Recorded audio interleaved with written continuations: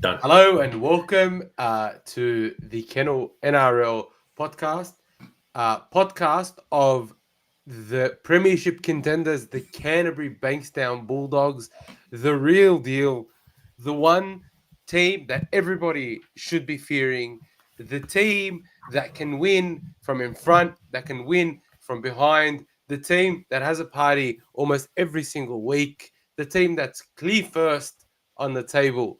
Hello and welcome. I am so G'd after that performance. So you may see some passion, you may see some excitement from me, but that's because the Dogs had a big party on the weekend. Welcome to everybody. Firstly, you want to say big welcome to Dib. Dibbo, welcome. Welcome, gents. Welcome. Cracking show coming up. Can't wait. That was a crazy weekend. Like, besides the Dogs game being crazy, there was about another 4 or 5 crazy games on the weekend. Just the weekend of comebacks. But for you fans, most importantly, it was probably your most stirring and best win, I reckon, in about a decade. That's what it felt to me, anyway. 100% longer than a decade. It's one of the best wins we've had in a We'll very, go back very to long 2014. time. So, yeah, about a decade. Yeah, I think 2014, but even look, the context of this is just ridiculous.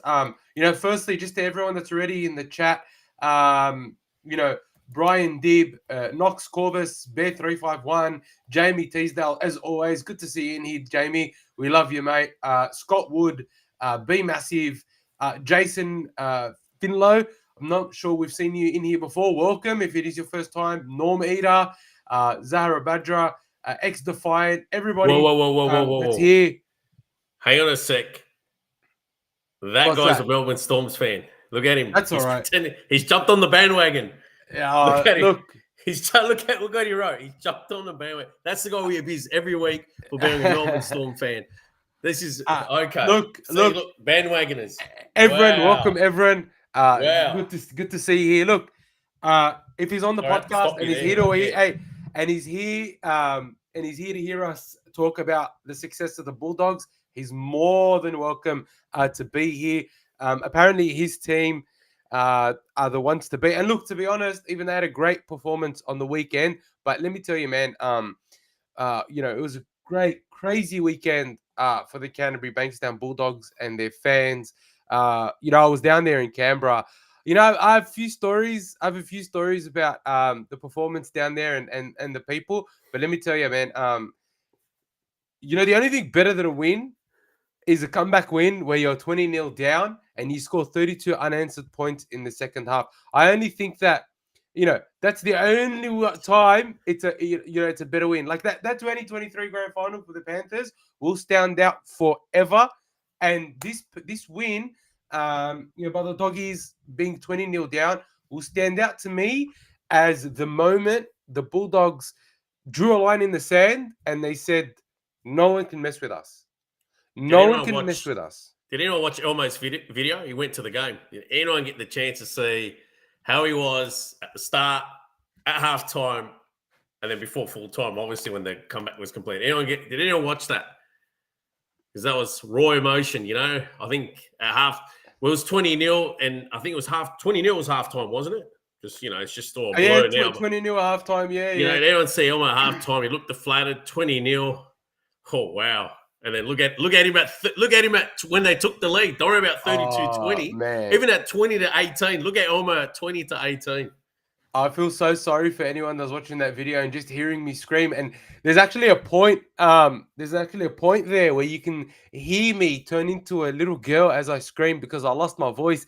And I was just saying when I think it was when Max King scored and we tied with them. I think I lost my voice at that point because I honestly could not believe that we had come back so far.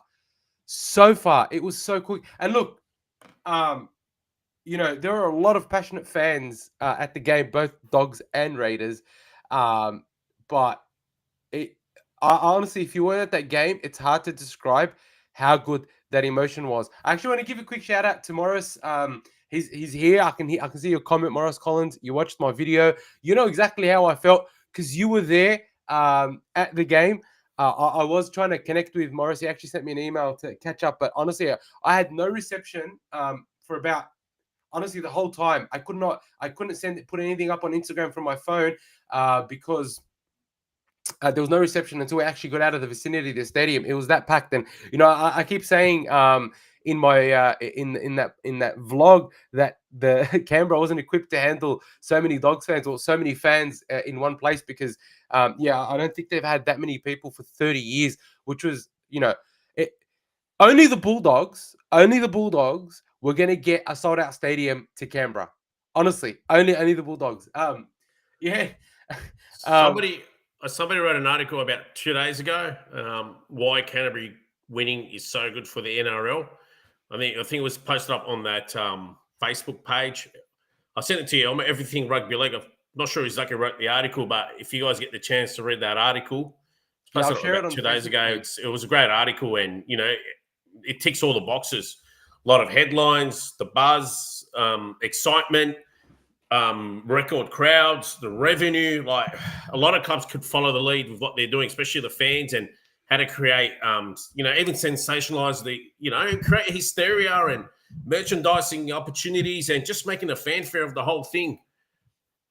Oh, and look, to be honest, it's hard when the fan base isn't as engaged. The thing about the Dogs, is they are an engaged fan base, and the club is doing everything right by amping that up, right? So when you look at some other teams, when they see their fans being a little bit raucous or whatever, they might tell them to calm down or whatever. But Ciraldo, Gus Gould, Adam Driussi, John Curry, Aaron Warburton, the stakeholders of the Canterbury-Bankstown Bulldogs know that the biggest asset the Bulldogs have is the fans, and it's showing not only on the field and in the crowds, but it's showing commercially as well. There are companies lining up to sponsor the Bulldogs, and really that's off the back of such strong fan support. And I'll be honest with you, Ciraldo and the team, they're doing a great job. But if the Bulldogs fans hadn't responded the way they had, I don't know if the team does as well. I'm not saying they wouldn't. I'm just saying I think that the Bulldogs fans are a massive contributor to the team's on-field and off-field success. And clearly it's showing, record-breaking crowds, record-breaking, not even for our own home games. We're hoping other teams break their own home ground records. But I want to make a really, really, really quick comment. Yes, in that vlog, I did cop some abuse from a young Raiders fan as I was celebrating the Dogs' win. A young Raiders fan told me to shut up and go back to Canterbury as we were walking out of the stadium to the car. Honestly, I found it very, very endearing in a way. Yeah. So I found it a little bit endearing because the kids showed some passion for his team. Clearly, he was upset that they were up at halftime. And then they they ended up losing. I loved it. I loved that the kid was getting into it a little bit. I loved the fact that the kid was sort of trying to dig into me a bit. And honestly, I found it it was a lot of fun. And I obviously I wasn't going to give it back to him, but it was fun. And look, to be honest, the crowd, the Raiders crowd, were fantastic. They were very good sports. The stadium was great, even though it's a little bit old. I did find the stadium was such a pleasure to watch footy at. Like, we could see things so clearly. Like, we were up in, I think it was the second level, but right sort of on the 50-meter line, we could see things so great. It was such a good experience. Like, getting in and out was very easy, even though it was packed. We didn't feel swamped or there was a stampede or anything like that. It was great. And for anyone else that was at the game that's joining us this evening, love to hear what you guys thought about the experience at GIO Stadium, because honestly, I actually genuinely really, really enjoyed it. Yeah, just to answer someone's quip about Bulldogs getting back the Kia sponsor. No, I think let the Broncos have that. You guys can upgrade and get some better car maker than Kia. Maybe go back to Hyundai. He's won the premiership that year with Hyundai. Yeah. Look, I'll be honest. On that, David, I think that the thing about having the Laundies on is honestly, this deal could probably go for as long as we'd want it to. They've Big already money signed too. 5 years. Yeah, big money, 5 And years. they're so involved. You know, They're involved to the point where they're not involved to the point his money. No, they're involved to the point his money, but how can we help grow the club?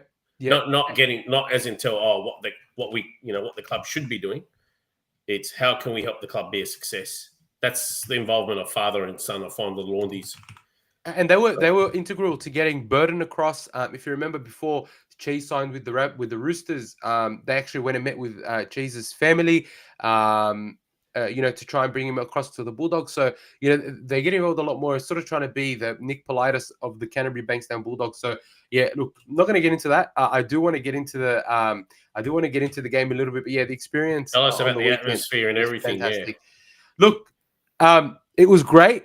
And the Viking clap, I love the Viking clap. I actually genuinely enjoy the Viking clap, but we had to do the Viking clap. And look, the Bulldogs fans were so loud. Like, I'm not sure if it came through in the video, but it was so bloody loud. I'll tell you what, I did enjoy the Viking clap, but I enjoyed it when the Dogs fans were doing it at the end of the game. After you guys took the lead. And it was happening all around the stadium. It wasn't just like in our area. You could see there were so many people that were so many Dogs fans that were trying to sort of instigate the Viking clap. I thought, look, obviously it's not a dick move, but it's like it's all cheeky, of a sudden the Raiders fans didn't like it. They didn't like it all of a sudden. All of a sudden, we don't like the Viking clap. No, they were okay. Honestly, I thought I think they're the NRL's most placid fans. I think they are. They have to be. Bro, they're from Canberra. What do you? Yeah, they're all just government workers, nice people, bro. That's what I mean. They're the most placid. Very, very different crowd. That's what I mean. They're the most placid fans. Yeah, it was by great. far. Norm was there on Saturday. He says he loves watching games at GIO. Maurice is saying you're into so many fans. Talk to young Blake from Griffith. He was wearing his dad's jersey. He was wearing his dad's old Stardome jersey without permission. It looked great. Look, 97, 98. Yeah, Stardome. Quite old when we were the comeback kings, and Zata saying we're probably the best supporters. Look, probably is an understatement. I think that there's no denying the Bulldogs at the moment. That's a bad idea. When I say the Bulldogs, the Bulldogs are the best fans. When I say the Bulldogs are the best fans, it's not like when I say we're the best fans, we're the loudest. We support the best.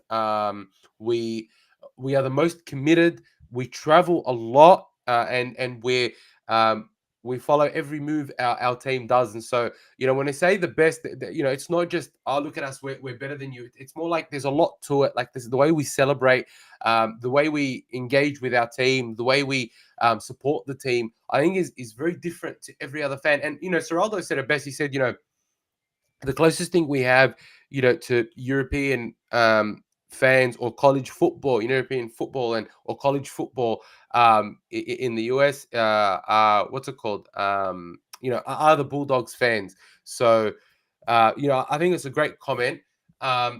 Just quickly, some comments. Just want to reach out. Jamie Teasdale, the week got a dog. I also want to shout out Jamie. Thank you so much for the $2 super chat. I know it was a call over back, but we are the record-breaking dogs. We appreciate all your support. And just while I have you on, guys, we've got 42 people live. Please be sure to give this video a thumbs up. If you are lurking and haven't commented yet, please be sure to subscribe. Just click on the subscribe button. We've only just started. If you think there's someone else who will enjoy having this conversation with us this evening, please just share the link to them. Share the link with them. It'll be great to have as many people on the chat in the live stream as possible. It does help us a lot. I like the suggestion that somebody said get a puppy like in college football to retrieve the tee off kickoff, or maybe not off kickoff actually. Look, might run astray. I think this discussion about how the game day experience for fans can be made better is such a big discussion. Like last year when I was in New York, I went to watch the New York Jets game, and look, NFL, it's a good game. It's not completely boring, but it's much less active than rugby league, and they have great ways to engage their fans that I think rugby league and the NRL here in Australia need to start learning from, because everything they do, whether it be first down, second downs, touchdowns, there's a way that they're engaging the fans, and they have, like a fan marshal who's rallying the fans, who's leading the chants, and he's always up on the big screen when the chants are going to start, and it's being coordinated. I'd love to see something like that, well coordinated with the club, because I think it could elevate the game day experience. But all that was an appetizer. We have some really good rugby league discussion to get into. I want to just address a quick comment. Zartar has said Waz fans are ahead of the Bulldogs. Look, I think I'm probably not going to argue with that. I would say we're probably on equal footing, but the Waz fans are amazing. I have nothing bad to say about Waz fans. I love the Waz. Honestly, I love the Warriors. I like the fact that they're doing well. I do love their fans, because I think, like, other than the Dogs, they're one of the only other fan bases that get up for their team, that are passionate about their team, that show their colors. And that's, for me, I got to give credit to that. And I'm nice one, Chopper. Don't really need to make that that argument. Let me just have a quick read. How's this situation? Drove down to GL with my missus. She's a Raiders supporter. She was filthy, so I told her I'd take her out for dinner back in Sydney on Mother's Day. She was... Oh, sorry. Yeah, the message is cut out. Let us know what happened, Chopper. Very, very interested to hear. By the way, if it is your first time, welcome. I think he took her to Subway and she wasn't impressed. Sorry, Chopper. Or Macca's. Oh, God. Just a very quick shout out, Timothy. Lovely to see you in the chat this evening. Good to have you here. Oh, you did the Canterbury Leagues. Nice one. Canterbury Leagues, absolute legend. You got none that night. You're a legend, bro. Well done. Well done. What a great call. That's fantastic. That's excellent, man. Good man, call, I'm actually excited for Friday night, Timmy. So, big game. Yeah, hey, where's it at? To Ackle. I wanted to be in the cauldron of the Allianz and see if we can get a sellout 46,000. It would just look awesome. Aqua, I still reckon will hit over 30, obviously, because none of their fans travelled. But yeah, I mean, it's a Friday night. Dogs are killing it. We had a big win. I think is it the 8 o'clock kickoff? Yeah, it's the 8 o'clock kickoff. I'll tell you now, if it's at Allianz, it's a sellout. At Aqua, you'll get more than 30. No, it's not. It won't be at Allianz. I'm saying if it was, it'd be a sellout. And if it's not a sellout, it's about 40 plus. But quickly, before we get into the Roosters game, I promise we will, so stick around. We're going to get into that. I want to address a comment left here by Notorious A. So he says he was having a debate with a few of my white colleagues at work today. They think Dogs fans are the most disrespectful and condescending fans in the comp. What are your thoughts? I'll be honest with you, Notorious. People might not want to hear what I think, but I genuinely white fans, so I don't get it. No, I genuinely think large white fan base. Yeah, I think that a lot of these opinions and feelings towards Bulldogs fans generally come from a place of racism and it's just a minority. It's just a minority and xenophobia. Look, I don't know if it's a minority, to be honest. Like, if I show you guys the amount of racist hate that I get on my Facebook and Instagram page every single day about, dog supporters are terrorists, you don't belong in Australia, you're ruining the game, you're ruining the country, this is we should ban immigration, you guys are the reason immigration should be banned. Where are you hiding your pipe bombs? Are you hiding them in in the hijab? There's so many things that it's just so disgustingly racist, and I'm starting to feel like a lot of those criticisms of the Bulldogs fans being disrespectful and condescending comes from that perspective. But then when you look at, as Dibbo said, we have white, there's a lot of Anglo Aussie, white supporters, and the ones that live in and around, the areas that the Bulldogs come from, they know that we're just passionate rugby league supporters, and that's what it comes down to. So anyway, I couldn't care less, to be honest. It's just, the question was asked, and I thought, I should probably address it. But anyway, the game's in a better place than it was years and years ago. So 100%, although racism's still around, it's in a much better place. All right, 100%. And it'll keep improving. Now, so I have we do have a bit of a rundown for today for what what we did want to talk about. Well, we're 20 minutes in and we've just been enjoying the discussion. So it's not a bad thing, but I do want to talk about firstly the Bulldogs performance against the Raiders, because I think there's a lot for us to break down. As a Bulldogs podcast, I do want to talk about firstly the overall performance of the team. I want to talk about individual performances. Then, as the sort of title or the thumbnail suggests, are we the real deal? I actually want to talk about that. I have to talk about Ciraldo's coaching. And in and amongst all those discussions, I want to talk about obviously Stephen Crichton, some other individual players that I thought were really good. And then I want to talk about our favorite week got a dog. But I want to start with the overall performance of the team. What was very apparent to me at the end of the game was the Bulldogs have there's two teams that the Bulldogs have or are. The Bulldogs are two teams. There's a good Bulldogs team and there's a horrible Bulldogs team. And against the Raiders, we saw both teams on the same day. Like, a lot of people throw out this comparison, Jekyll and Hyde or whatever. Honestly, the Bulldogs on Saturday were quite literally Jekyll and Hyde. Like, there's never been a performance that typifies the Jekyll and Hyde nature or the duality of a sports team like the game against the Raiders.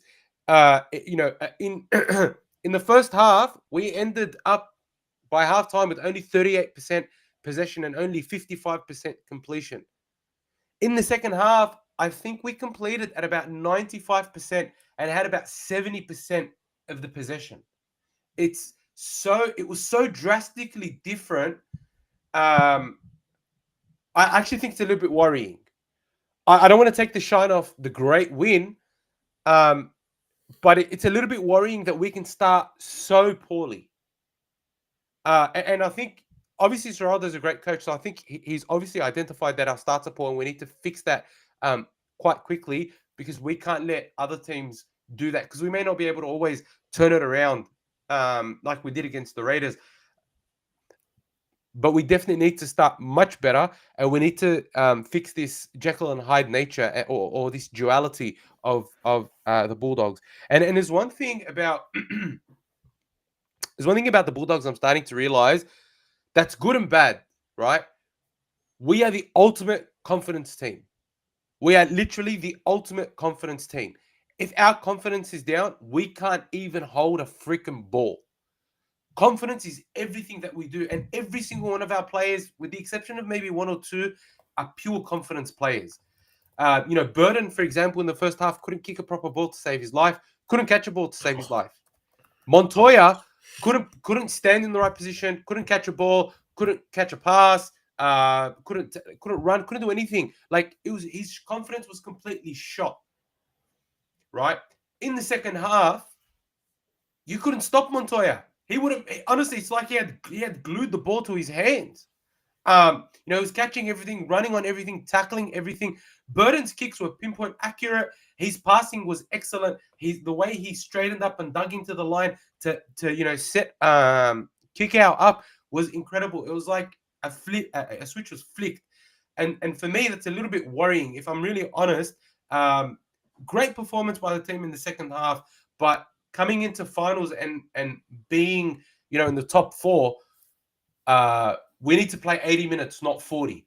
You can't win a grand final in 40 minutes. Look, the Panthers do it. I know they did it, but we don't have Nathan Cleary and we're not the Panthers. So, I'd be interested to hear what your thoughts are on this. Am I being a little bit harsh? Or do you guys think it's appropriate? Because it's I am a little bit concerned about that. What do you think, Dibbo? I'm going to give, what are we, round 11 now?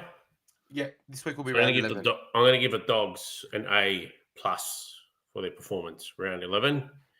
They've won 99, what have they won? 91% of their games, 10 out of 11. Anyways, No, 90% success rate. We've won 8 out of 10 with one, and then plus the bye. So we're 90%. Let's just say, okay, they've won 90% of their games. So Yeah. A+, best performed team the rest of the year, for the whole year. And it shows, obviously, their position on the ladder. I think the next team's a few wins behind them. And let's just face it, any sort of respect they lost in that Broncos game, I can tell you now they've clawed that back and gained some more. So not in a position where they were after or before the Broncos game. I'll go back and say before the Broncos game. They're even in a better position now because they've rectified. I know it's only one performance, but they've rectified something. And that is they can turn around a slow, disastrous start. So they're even in a better position than they were before the Broncos game. And a loss does do a lot for you. I'll reiterate that. I said that last time. And now, honestly, after this game, I thought, I don't have them prelims probably anymore. They can go to the big dance. So, and are you being harsh? Yes, you are. It's round 11. But I think you've got to be less harsh in the upcoming 2 months because they're going to be disrupted, I feel, severely by State of Origin. Potentially injuries will start coming in. And you know what? This is why they get an A+, because they've put themselves in such a position that if they do cop some losses during that period, they can account for it where they sit on the ladder. So I still think they're going to win at least 80% of their games by the end of the round 27, and I stand by that. I was thinking top 4, but I think they've done enough. When I mean enough, I think they've done enough to secure a top 2. I mean, you'd definitely, I reckon, still have them favourites at this stage to get the minor premiership. Just seeing how the rest of the fields, and the rest of the field also got to contend with State of Origin. Don't forget as well. Your boys deserve at least 2 players in State of Origin, and I wouldn't be surprised if 4 or 5 made that. Reid Mahoney, I thought had his best game on the weekend. Agreed. Yeah, that was a great. I thought he had. When I mean best game of the year, because I've seen him play better in the past. Burton was poor in that first half, as you touched on. Where was that kicking game? But Crichton became Optimus Prime. That was sense. Bro, that Sebastian Chris was stuck in the mud. But you know what? I loved how he went that one hand play. That was insane. Amazing, bro. It was like waving to the crowd with the ball, bro. With this guy on his side, I'm not taking anything away from Kiraz because he plays gun. But I think this guy pretty much, with his performances, plays his teammate Kiraz into a start. Like it solidifies or it gives him more onus or more bonus to play. It gives him more credibility and to play in State of Origin on the same side. Look, it's so good. I think you got a few smokies that might make State of Origin. Look, so I want to just go back a little bit and just touch on a point that you made about going back to the Broncos. So this is sort of the point I was making about you can't always have that comeback when you let teams get a lead, and now we've done that twice against 2 top teams. So I actually said that the second half of that Broncos game showed our class and our quality, that we were able to claw back 18 and probably should have been 24 points if Montoya didn't have the dropsies that night, right? We probably would have got to 24 points that night if he didn't drop the ball. And I thought that it showed not only our premiership credentials, but our resilience to actually come back in that second half against the Broncos, even though we were 34 down. Raiders, same thing, right? Even more so because we were able to come back and win. But when let's say we're a better attacking team and we give them a score, it's sometimes it could be too high of a mountain to climb, and so and so we've got to be better than that. Our starts have to be better. We don't necessarily have to be leading at halftime. We just can't be losing by 20. I think that's a danger that we need to arrest straight away before it seeps into our into any further games. And look, I completely agree with you that there's a whole array of reasons why we may have sort of performed that way. Obviously we're missing 6 forward. We're missing a whole forward pack. 100%. I think that makes it more impressive. And that does make the comeback more impressive. I was going to say that. Hey, and I'm getting to that. But it doesn't give him headaches. It doesn't give the coach any headaches. It gives him depth now. Like, he can rely on more. Because you're going to get Origin in injuries. Like, you got 100%. Luke Smith this week. Good to see him getting a run. Is that his debut? Yeah, it's his debut. He's actually been in the Bulldogs pathways for a very long time. He was the SG Ball captain last year when we won the premiership. So anyway, we'll get into that. Can I just quickly ask, has anyone watched him in reserves? Is he a workaholic? Can somebody quickly he's a freak. So I'm going to put him in my fantasy team. Is that going to cost me $230K? Yeah, he's fantastic. He's fantastic. He's a great guy, hard worker, runs the ball very hard. He's a good buy. Great tackling technique. Has the, I mean, I don't want to make this comparison, but it reminds me a little bit of like. I was going to say Travis Norton. Josh Jackson, a little bit of Josh Jackson. It's got a he has his like, but I feel like, Anyway, point is, Luke Smith is good, but a lot of you guys in the comments are saying that our problem is discipline. I cannot agree more. Our discipline was so bad. Like, we kept knocking the ball on. If we get into their half, for example, we got a dog knock the ball on where we could have scored potentially in the first half to provide a short circuit to their attack and their momentum. And so I thought that was definitely something that we need to be wary of. Our discipline was bad, but I think that discipline comes from the attitude on how we approach every single game.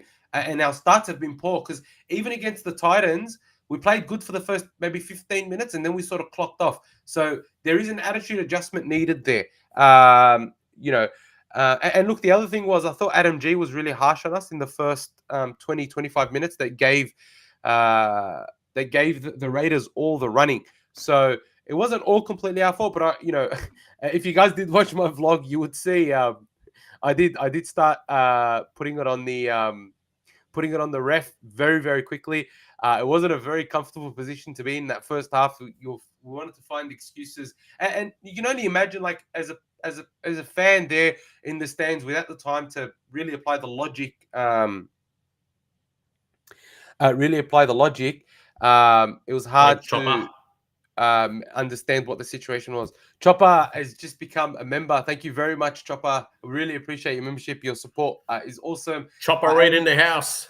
And Chopper, we will have some things coming up for our members very, very, very, very soon. That only members will be able to access. And look, while we're here, please give us a thumbs up for the video. There's 54, 55 of you guys in, so just give us a thumbs up. It helps boost us into the algorithm. And subscribe. Look, if you're not subscribed, please be sure to subscribe. Share this video with anyone who you think would love having being part of the conversation. Can I ask? I mean, can I answer everyone? Everyone, they've pretty much put in 80-minute performances the whole year except for the two games in question, Brisbane and Canberra. They are two big games. Obviously, Cam will take note. Obviously, the dog father, Phil Gould, will also take note as well. They're 50%, so they're 1 out of 2. They learnt a lesson from the first one. If they start slow, not to panic, how to come. They didn't panic. They actually came out all guns blazing in that second half. Even against that Brisbane game, they could have still probably done. Anyways, they learnt their lesson. I think we'll see more of these improvements. But I'll tell you what, there is also the upside of being so far behind. Beware the rabid dog. Yeah. If you remember the 98 season, they've also had a knack in the past, not just 98, other years of just coming out like they got rabies or something and just go berserk or something, honestly. That 10 minutes by Critter. Sebastian Chris was just stuck in the mud. That was like a first grader playing against a park footballer. He just absolutely tore him. I'm going to get to talking about Critter. I want to talk about him in specific for about 5 minutes because I think he deserves it. And we'll talk about the Dragons later. They're not important now. So, want to quickly give a shout out. Timothy, thanks for coming. Knox, good to have you. Lakeside, The Point, good to have you in. Zatar, my man, Well, welcome to the chat. Channel E, good evening. How you doing? Chopper. Scott I go to a Wood. lot of Dogs games, and I go to a lot of games over the years of other clubs. I just generally like watching footy, like I'm sitting at a park bench. Sorry, I'm going to cut you off. No, good. But honestly, I love going to Dogs games. This new generation of Dogs fans, plus a lot of the old generation, I find I have the most fun. I never seem to have any issues. There's good banter at the game. They create an atmosphere. So, it's just all these jealous, negative haters hating on the club for their success and obviously carrying on with celebrations. I'll tell you what, if they're not the best supporters in the game, they're up there with the best supporters, but I hold them in high regard. And look, I think, just on that, I think like ultimately at the Doggies games, you see people of different races, different religions. I just love the diversity of that club. Yeah, the most diverse fans. Look, Best. The keyboard warriors that sit behind the screen and talk shit. Don't worry about it doesn't mean anything. Now, I am going to talk specifically about some players that I think need a shout out, but I was just talking right now. We're just sort of doing an overall coverage of the performance of the team. The one thing I do want to put out there, and I think this is such a strength for the Bulldogs now, is moving forward. No team can be comfortable with a lead against us at halftime. Whether it's now, whether it's in the future, this team has now built this what's the word? I don't know if it's like it's built this expectation now. It's built this it's set this precedent now.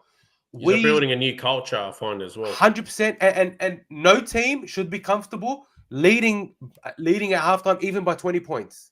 Because what we said to ourselves now, moving forward, even if we're missing 6 of our first grade players, we can still come back and win. We can still come back and catch you and break you down and beat you, even if you're beating us by 20 points. And it cannot be understated.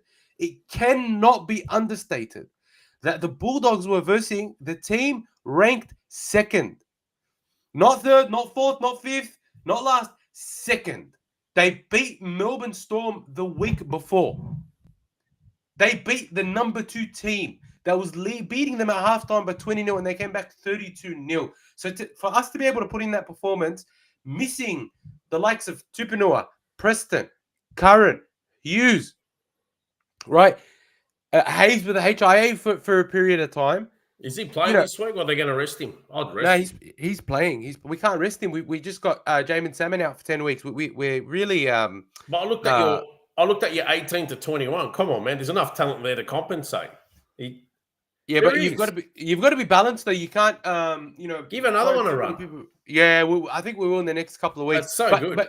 But yeah, look, to be honest, like it's just amazing that not only do we have a team that can win the games that they're expected to win, but even in games where they're performing poorly, as a supporter, you can be like, hang on a second, screw you, Raiders supporter, screw you, whatever supporter, we can still come back and beat you, and we probably will. And so no team can rest on their laurels. No team can say, we got the Doggies beat, right? Because we've shown it twice now, both the Broncos and the Raiders. We have come out in the second half and proven that we can do it. So yes, not having good starts is bad. But what it also shows is that we have the fitness and the attacking capability to come back and win games even when we're losing. And I think this is a big thing. This is a massive thing for the Doggies, especially leading into finals. So that for me is a great positive. I think the other positive is that when our attack sticks, I'll check that later, Jamie. Yeah, I'll quickly comment on that. I haven't seen it. Yeah, I'll comment on that quickly. G'day, Daniel, g'day, Jason, and just saying hi to some of you guys joining. Welcome, guys. Welcome. If you've just joined the channel, please be sure to give the video a thumbs up and share with everyone who you think is a Doggies fan or will enjoy joining us in the conversation. But I think the Dogs are starting to prove that their capabilities are well-rounded. They're not one-trick ponies. It's not just, hey, let's rely on our defense.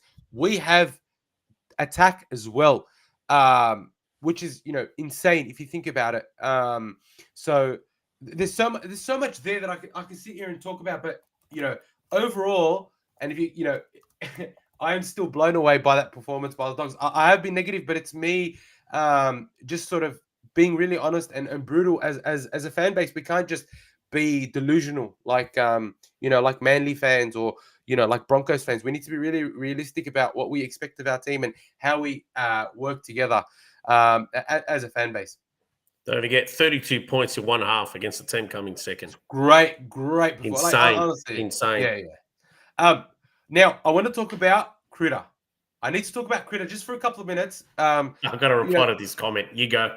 So I've got to reply to this comment. This is what's the comment? Go for it. Chopper. So love that comment. St. George is, without being disrespectful to anyone, is an NDIS team. That's what it is. That's harsh. Look, that's they are an NDIS. Nah, honestly, we can even talk about their team selections later because Toby Couchman, the wonderful Toby Couchman, one of the few bright spots on the team, is injured. He's out for about a month. So predictably, who does the coach put in his spot? Have a guess. Blake Lowry. Lowry. The lucky Lowry. That's who he put in his team. He's got all this talent. He can probably debut Jacob Halangahu. He can probably give Michael Molo a run or some other prop in reserve grade. I'll do a 10 times better job because somehow Loco, you see Loco on the weekend, by the way? Why doesn't he give Finau Latu a run? Just because he signed with the Dogs? Exactly. I think he might get an early release, which is good for you guys. And then the other thing that burns me is nothing's working. So why is your son still in the six? And no one from the board, the results aren't coming, so no one from the board pulls him up. Anyway, back to topic. We can trash the club later. We'll talk about the Dragons after. Honestly, hey, 100%. If you want, Dibbo, I'm more than happy to do a different episode weekly for the Dragons. I love it. I don't, I'm more than happy for us to do a bitch session about the Dragons every week. Well, we can probably ask Jack Clifton if he wants to come on. So that'd be we'll set that up. I think he's got commitments with Fox. So anyway, we'll see what happens. Anyway, Peter G just come in, just saying thanks for the GAO Stadium video, Elmo. I felt like I was there with you. Viking claps for all. Hey man, I appreciate the comment. I do apologize about the audio. As you can tell, I was fanboying for a bit, and I was going a little bit psycho. So again, sorry about the audio. I promise we'll be better next time. But it was just, I'm sure you were able to see just how insane everything was. DFL Watto says that after that first half, I was melting down. Then we come back and absolutely smoked them in the second half. What a turnaround. Best turnaround I've ever seen. David A. Folder, this is a Doggies forum, not a Dragons forum. Look, I do agree this is a Doggies forum, but, we love rugby league. We love Dibbo. And, we love making content. So if there's more content we'll make it. Anyway. NDIS, the NDIS Dragons. Happy Tuesday, John Sard. Welcome to join. Good to see you, mate. So I need to talk about Critter. That 10-minute performance was probably the best performance I've seen by any player this year at all. I know that Latrell had a great game on Friday night. What a game. We'll talk about what that a performance. Absolutely fantastic. Are we doing reviews now or later? We can do that if we want. Yeah, we can. It was fantastic. Absolutely. Got to put up the games on the weekend or whatever you want to go through. But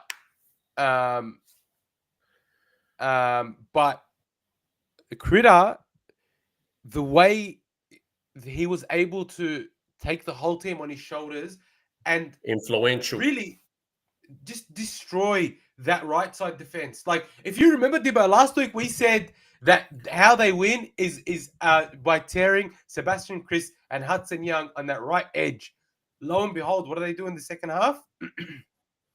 Tear that side to shreds. But it was not just like it wasn't just the physical performance. I think like for a 24-year-old, like this dude's 24 years old. That should not be understated. This guy is 24, bro. He's 24. He's a leader of the club. Yeah. That's good. The composure, like you see him walking out at halftime, you see like it's not like they were flustered or panicky or angry. It was just, we'll get back to it. And Critter came out as a 24-year-old and just took the. Sorry, I have to stop. Zatar, Critter plays on the right side attack. The left side defensive. I don't think he was attacking you. I think he was attacking. I think he attacked himself. But anyways, I don't know. Yeah. Anyway, so the leadership that he showed and the mental fortitude, that he's being a clown. Look at him. was absolutely insane, and I'm in awe of a 24-year-old that can do that. And I have a hot take. I have a really hot take that probably we won't know if it's right or wrong for another 10 years.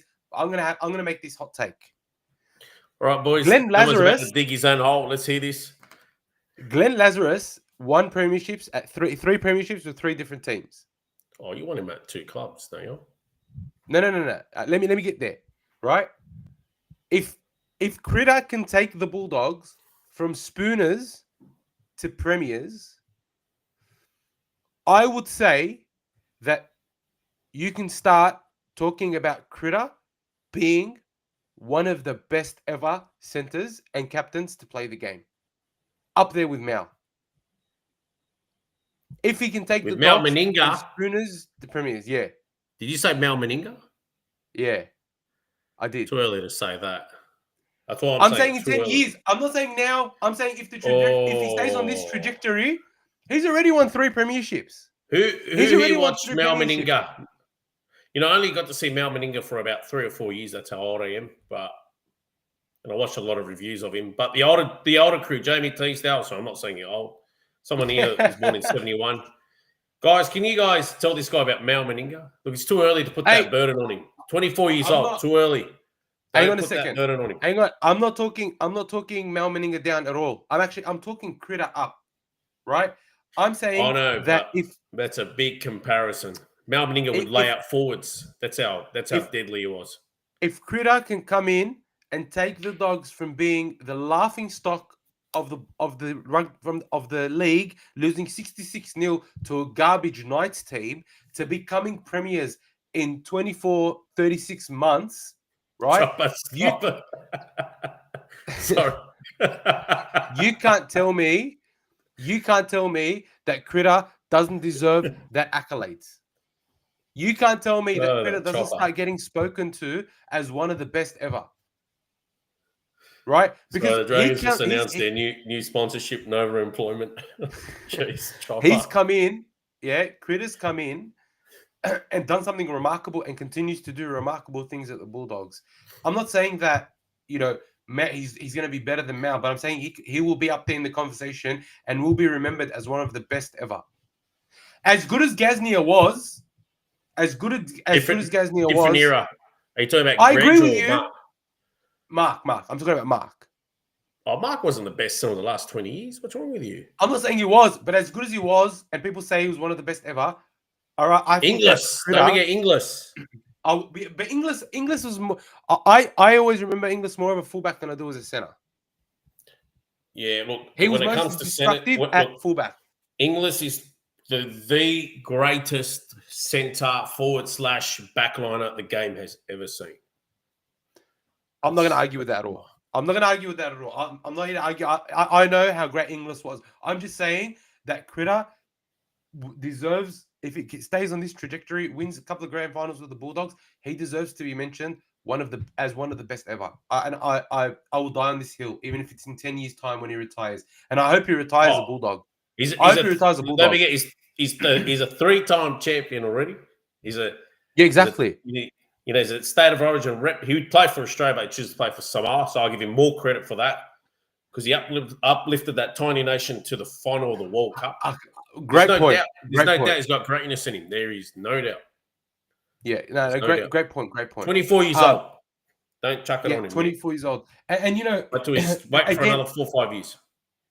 And I don't think Critter, if we come first or second or in the top 4 this year, and we go deep into the finals, I think Critter will show us. Is there a banish button? I want to remove Notorious A from the chat. Better than English. Man, now he's trolling. The way that he's growing, and we still haven't seen him play, full final series for the Bulldogs. What a guy. I just can't wait to see where Critter goes with his career as a Bulldog. and it's exciting. He's So a yeah, that's my standout. hot take. He's the leader of the pack. I like that. Yep, 100%. You know, it reminds you. He does remind me of Terry Lamb in the sense that he was the leader of the pack, as in. All right, I think enough glazing on Critter because he's amazing, and we can probably talk about him. Just remind me of the the next hour. greatness of Terry Lamb. Terry Lamb, yeah. Zatar saying Critter is overrated, straight out. Don't worry about he's trolling. Trust me, he's trolling. Now, I think other individual performances I need to speak about because I think they're not getting praised enough. So the first one I'm going to talk about is probably not the one that everyone's expecting me to be talking about, but it's Toby Sexton, right? It's Toby Sexton. It was amazing. Spare us the heartache. Just sign him up now. What I saw from Sexton in that second half shows to me the way he's improving is if he can stay improving the way he is now, come the end of the year, he's going to be one of the better halves in the competition.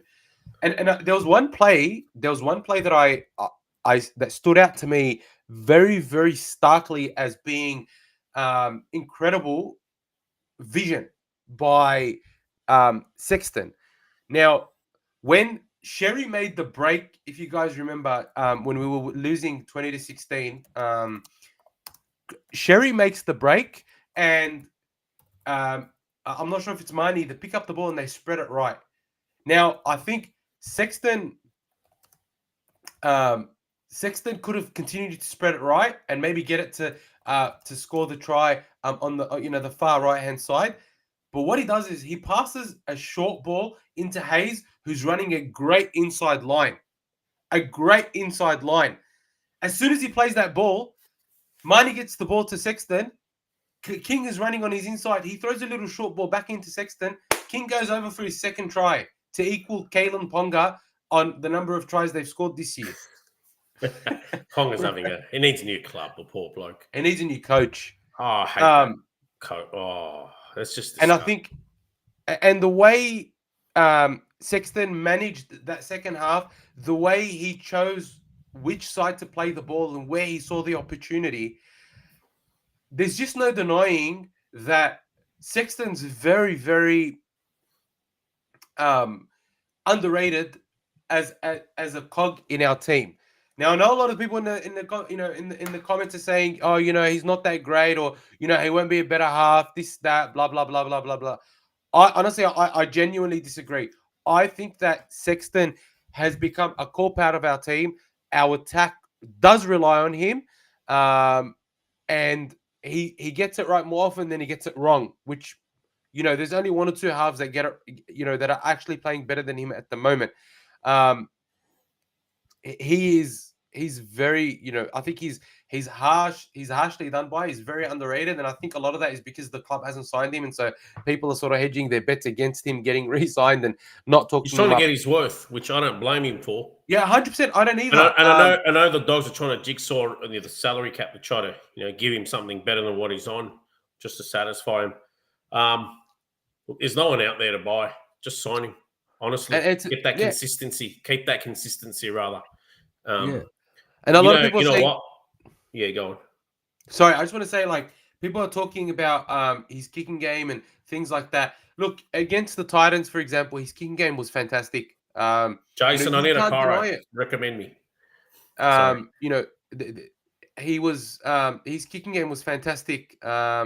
So, against the Titans, I thought in the second half, his kicking game was decent as well. Didn't need to be great because Burton was on his game. Again, it just goes to show he's played 28 games for us. He's won 23 of them. When we had Hutchison in the first 10 rounds last year, I think we won 2 or 3 games. So it just goes to show that the comparisons are unfair. And I do think he's being underrated. Can I point out who he reminds me of? Some of the older crew. Who remembers Noel Goldthorpe? He's the guy that kicked that field goal 100+ minutes in for New South Wales versus Queensland in the Super League State of Origin. But, he was not a flash halfback. He let the more flash out of the half do the work for him. But he took St. George to 3 grand finals, 92, 93, 96. He also took him to final series. And then he obviously left to go play for the Hunter Mariners and Adelaide Rams, but he was still good enough to play for New South Wales. But Noel Goldthorpe, he's got the noose. He's got the consistency. He puts in 100% every game. And he can, get you the results in the end. Sexton reminds me of that. He's not top of the line, but he's got the talent. And he gets the results. And he gets a high win rate. I mean, he took St. George to 3 grand finals. Is not saying that, Sexton can take you all the way to the end. He reminds me of that, The team plays around him. They know what their strengths are. He knows what he has to deliver, and he does it. So, I'd say it's, just sign him. The team's consistent. Keep that consistency. I don't see where they get worse from here, to be honest. Honestly, it's an injustice not to sign him. Regardless, if they win a grand final or not, he's get that consistency for the next 3-4 years at the least. Look, I'm. That's just my opinion. I'm not going to die on this hill. Yeah, look, I'm not going to die on this hill. But I think at least give him another year because I think he's the type of half. I wouldn't even go for a year. I'd go for at least a few years. I mean, the last 2 years have been here. He's going to hit the final. Well, barring a disaster for this year, that's 2 years of finals in a row. It's like he's been a disaster or anything. He's won. What's he won? About 85% of his games. He's doing what's asked of him. He's doing what the coach has asked of him. That's what. And the thing is, we're not a team of. We're not like the Broncos. We're a team of champions. We are a champion team, and he suits the mold perfectly. He knows his limits. I thought he was. He's not overplaying his hand. He's not underplaying his hand. So sign him. There's a consistency there with him. There's no one on the market. Scott. That's what I was pointing out. It reminds me of Noel. 3 grand finals in 5 years. And Scott, Noel Goldthorpe was never the flashiest halfback. He probably wasn't even considered in the top 10 halfbacks in the game throughout the whole of his career. But anyway, 3 grand finals to show for it. Look, again, everyone says we can win this year if we had a better 7. Everyone keeps saying that, but it doesn't, for me, it doesn't make sense. What is it about Sexton that he's currently missing? He is improving. So again, it's just, I don't get it. Anyway, I don't want to belabor the point. I think Dibbo said it well, is that he's not the flashiest player, but he joins the, he fits our piece. He fits our puzzle excellently. Where is Damien Chapman these days? I remember him clear as daylight. Actually saw him in a clip watching some of the old games last week. Give us a heads up. What do footy players do post career, especially that generation? Just curious to know. Anyway, he can fill us in the chats. Topic. Want to give a quick welcome to the GM. He says he's joining a bit late, going back to the start. Bro, hoping you're enjoying it. Please be sure to leave. The Grand GM, where? The GM. Please be sure to put your comments in. We got 65 people in here. So good to have you guys here. Thank you so much for all your support. Please be sure to give us a thumbs up if you're here. Give it, like the video, share it, subscribe, do all the good stuff. Now, want to talk quickly about another person who's been mentioned now that this conversation has come up, is Bailey Haywood. I can't praise this young dude enough. I cannot speak highly enough of That was his best game of the year. I made a cryptic tweet. I don't know if anyone saw it on Twitter. I'd rather Bailey Haywood because I was actually impressed. Yeah. I said I'd rather Haywood at my team than Flanagan now. I was actually impressed by how he played against Canberra. They're not in the same conversation. Bro, Haywood and Flanagan. I'll take it. Even though he's not seeing game time at the Dogs. Bro, they're not in the same planet. Bro, they're not even playing the same game at this point. Flanagan's playing. Take him in my team. Yeah, I don't know what he's playing. Park footy. Bro, Flanagan's playing marbles and Haywood's playing first grade footy at this point.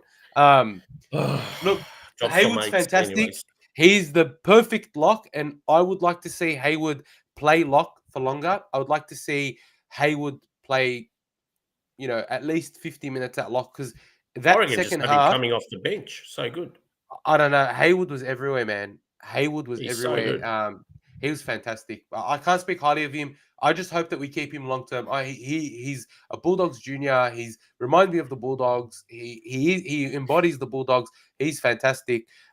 He's just one of my favorite players. Look, to be honest, when they played him last year, I couldn't really understand, you know, the hype around him. I thought he was good, not great, but you know, credit to the coaches, they were great, and they saw obviously what we didn't see, and they persisted, and he's bearing a lot of fruit right now, and he's only going to get better. He's only going to get better.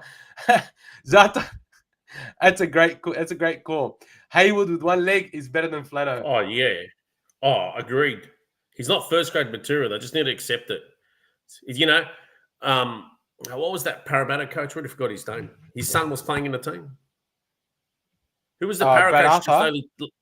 Yeah, look, he accepted his son's not first grade material, moved him on to Manly. This guy is holding on to his son at St. George and talks him up. It's a joke. Oh, the players voted him player of the match. Of course, they're going to kiss your ass. How about you go ask the opposition who was player of the match? They're going to vote for your son as well because he's that garbo. So, yeah, the board needs to step in here. Yeah, look, I just want to respond to a comment made by David. Agreed, Timothy. Yeah. David Haywood, I get the comparison, but I think Haywood has a lot more skill and polish than There's a different Josh role. Reynolds did. No, Reynolds had to lead from the front. Give Reynolds his due credit. Haywood's got a different role. I'm saying they're different. I'm saying that at this age, Reynolds didn't have the same polish. Bro, I had Josh on the podcast. I'm a big fan of Reynolds. He's one of my favorite. He doesn't get the credit because people forget what he, you know, the second half of his career, he went to the wrong clubs, I find, but people forget the first half of his career. He did, and he would at the Dogs. That was fantastic.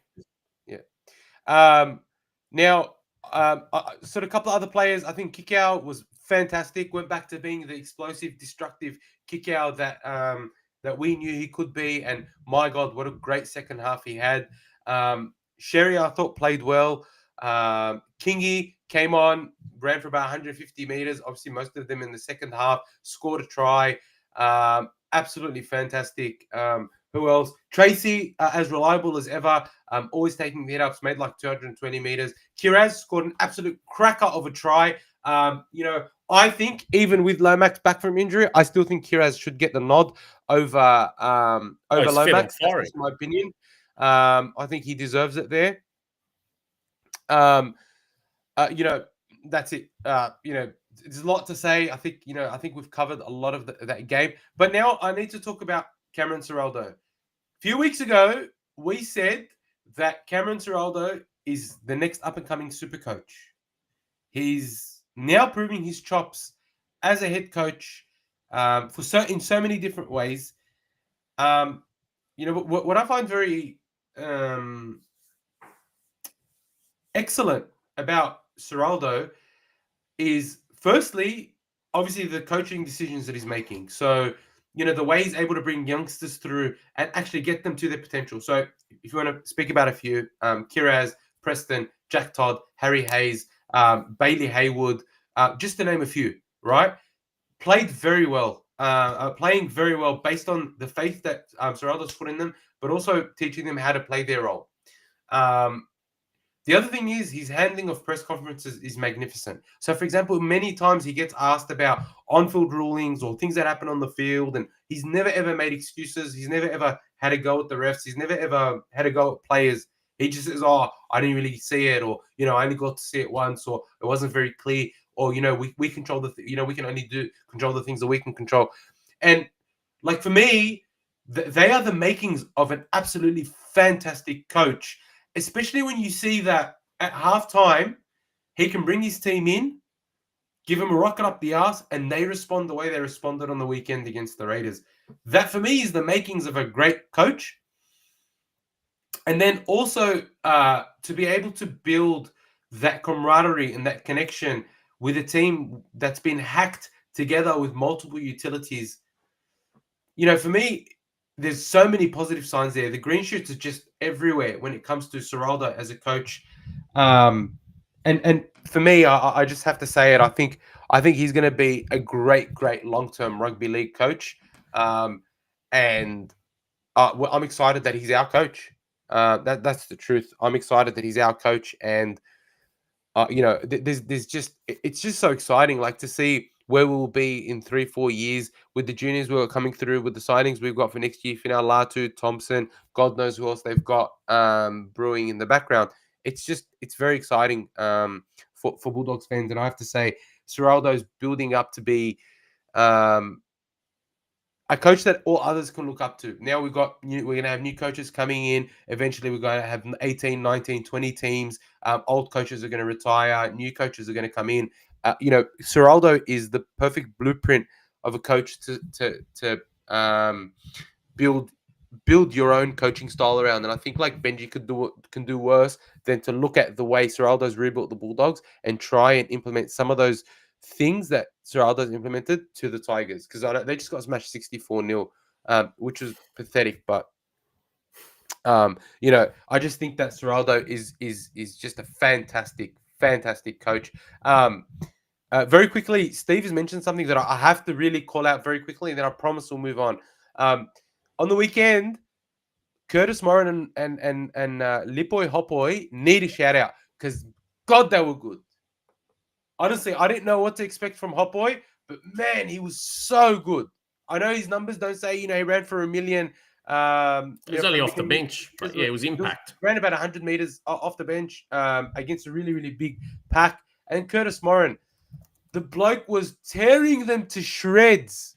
He was tearing them to shreds. I swear, their smallest forward is bigger than Morin. Brother, their centers are bigger than Morin. And he absolutely torched them. Absolutely torched them. And it was just so good to see in person. It was just great. I had to give them a shout out just because I thought they played very, very well. And it was just fantastic. What do you guys think? What do you think, Dibbo? Do you think that Morin and Hopoi had good games, or am I overrating them? No, they were all impact and they came on. If anything, they didn't just maintain their age, they took it up a notch, which is what we want from your bench players, because they're only out there for limited time. Fantastic. Lippo Hoppo was very pleasing to see. Morin, we knew what he can do, but it was more pleasing because Lippo Hoppo is a big body, and you eventually want to see if you can make your starting team and churn out 50, 60 minutes minimum a game, or even more, basically. Yeah, 100%. And look, like, can you imagine when Todd's back, Sam Hughes is back, Josh Curran's back, Preston's back, Sitili Tupanu's back. That's going to be a massive, massive headache for Ciraldo, but a great one, because we're going to have such depth coming into the finals. It's fantastic. It's such a great position to be in. And don't forget, like, we've got Finau Latu coming, we've got Thompson coming. We're not going to be able to fit all these forwards, and then we've got other props in in the New South Wales Cup and SG Ball that are also quite big. I'm honestly, as a Bulldogs fan, again, I go back and say, like, even coaches like Shane Flanagan, Jason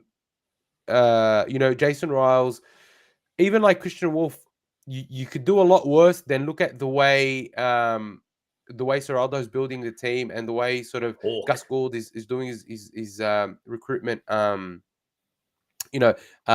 them. Now, I want to sort of move on from that Raiders game, because I think we've done it justice. It's been great. Look, I love the chat, but I do want to talk a little bit about.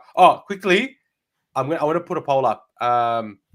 Do you guys? Yeah, nice. I love polls. Yeah. Yeah, I'm going to put a poll up. Just while I'm putting the poll up, if you haven't given this video a thumbs up, I should have. Sorry, guys, but if you haven't given this video a thumbs up, please be sure to like the video, subscribe, share it with all your mates and stuff. I'm just going to quickly put a poll up. What do you guys think? Was Jaeman Salmon justified?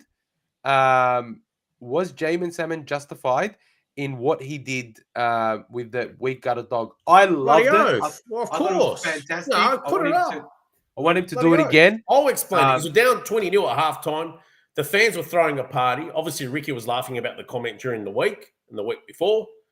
20-0, getting taunted. He was probably getting called weak-gutted dog by the crowd throughout the whole game. I guarantee it. And then, mate, to put one on them and in front of Ricky as well, bloody oath, it was justified with an exclamation mark as well. I'm sorry. It's YouTube's being really gay. That's all right. I gave the answer everyone wants. Timothy. Yeah, they are going to need all the prayers. I love Honestly, reading the comments on I here. There'll be some crackers today. Wow. we should rename the club to the Canterbury-Bankstown Dogs, because that was fantastic. I love and the Dragons to the NDIS Dragons, sponsored by Nova Employment. Yep. And look, Ricky Stuart. Look, I'm a big fan of Ricky Stuart. I love the way he goes about his footy. I love what he's done with the Raiders. But if you just look at it on face value, someone Magic Crown shouted out, "We got a dog" to Ricky. Ricky recorded that and laughed. And so I think it's justified. And bro, I love the theater of it. I love the drama that it brings. I love the discussion that's happening around it. I love the fact that this is all happening, and it builds a feud. Builds a bit of a feud between the Dogs and the Raiders, and you know what? That's fine, because we're going to see them in the finals. Have a feud with everyone. We're going to see them in the finals. Yeah, it's mad. I love it. I think it's fantastic. Just to answer a few people, but just to answer a few people about they've been talking about it for the last 15, 20 minutes about potentially getting an early release for Finau Latu. There's been some sort of reports. I think the Dragons need a player in return. They serve equal value. So, just to your displeasure, the Dragons might get Drew Hutchison or a Ryan Sutton, Blake Taffy sort of player. No, Sutton's gone to the Gold Coast. That's who the Dragons think. The Dragons, knowing the Dragons, I'll probably settle for Blake Taff or Drew Hutchison, someone in that mold anyway. What a club. They're not going to... I don't think the Dogs are going to be able to release anyone because everyone seems to be an important cog in the team. Like who can you see the Dogs releasing besides Drew Hutchison, Blake Taff, and Jake Turpin? Honestly, maybe Blake Wilson. I can see them maybe letting go of Blake Wilson. I'd take him based on the garbage that we got at the moment, defending on the flanks. But I mean, there's no one. There's no forward of note that you guys can afford to lose because. He's wanting them for depth. And knowing the Dogs, they're not going to release Jack Underhill or Sam Hughes as much as the Dragons need for rollers. Just resign them. Because then you're just shooting yourself in the foot. You're just shooting yourselves in the foot, you know. It's going to... I reckon the Dogs should just wait out till next year. He's got big depth this year already. Yeah, on the money there, Norm. Anyway, big just to everybody in the chat, welcome Luke, Omar, Hawk, Morris is still here, good to see you. Eddie Abs, welcome Everin, Matthew Ward, Road Warrior Hawk, first from in here. Where's Animal? Hawk, everyone's here. Really, Scott Wood, lovely seeing you in here. Please just give us a thumbs up if you can. What's that Fijian? I know. Hey, what's that Fijian winger's name? Jethro Rinakama. Rinakama. Far out. Yeah. I've seen him in lower grades. Wow. When does he get to play first grade? I'm sure if we need to. I mean, look, if Crichton's going to be gone for Origin, maybe if Kiraz gets selected for Origin, we could see him make his debut. But yeah, now Rinakama's a giant. I don't think he even classifies as a winger. He's huge. Yeah, he's playing Haas on the wing with speed. That's what he is. Anyway, I want to quickly ask the question, are we the real deal? If you've been listening at all in the last hour and 15 minutes, your stocks went up. Your stocks went up. And there's no way we can discuss what this is based on up to round 11. So barring up to round 10? Yeah, well, let's just say around 11. You guys got the Roosters. It's going to be another cracking game. Is it getting the games at the right time? Yeah, I think we are. They're working so good. They're all just timed well. The tests at the right time. It's good. Yeah, I think we are the real deal. If you don't think we're the real deal, it's because you're a hater and you can't believe that the Bulldogs have come so far so quickly. You don't like the supporters and you're a gronk. And I think that's all there is to that discussion. The Bulldogs are the real deal. Tick. All right, moving on. Next point of discussion. I want to talk very quickly before we start talking about the Roosters about Origin. Who do we think from the Bulldogs gets selected? I think. Can we discuss Origin lineups? What we think potentially everyone can throw in their 2 cents as well. But can we do that on this episode? We can do it again in the next episode. I just like throwing look, in we because there's going to be we obviously can. injuries and basically next week's form, somebody might throw up a surprise, like those sort of things. Like any chance of Tommy Turbo being in the team, I think went out the window. I found against Cronulla.